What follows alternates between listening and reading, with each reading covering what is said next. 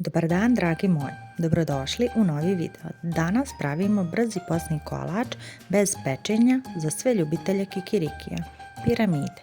Za ovaj kolač je potrebno da u jednu činiju usipate 200 g šećera, možete koristiti šećer u prahu, dodate 250 g margarina i sve to dobro umutite mikseru.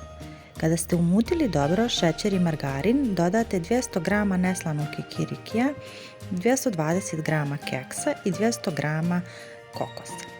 Sve dobro izmiješajte kašikom pa rukom, sve fino sjedinite i onda kada ste dobili tako tu sjedinjenu masu, uzmete kalup za limun, unutrašnjost kalupa za limun obložite mljevenim keksom kao što vidite ovdje. Uzmete znači jednu malu kašičicu, pospite taj mljeveni keks u unutrašnjost, malo ovako okrenite i onda punite ovom masom. Taj mljeveni keks se stavlja da bi vam jednostavno lakše ispadale te piramide i da bi ostao tako taj fini oblik. Kada ste završili sa pravljenjem piramida, istopite 100 g čokolade za kuhanje sa 2 kašike supene ulja, možete 10 sekundi u mikrotalasnoj, pazite da vam čokolada ne zagori. Prelijete čokoladu preko piramida. Čokolada ne treba da bude previše rijetka, treba da bude ovako malo gušća da se zadržava na površini tih piramida.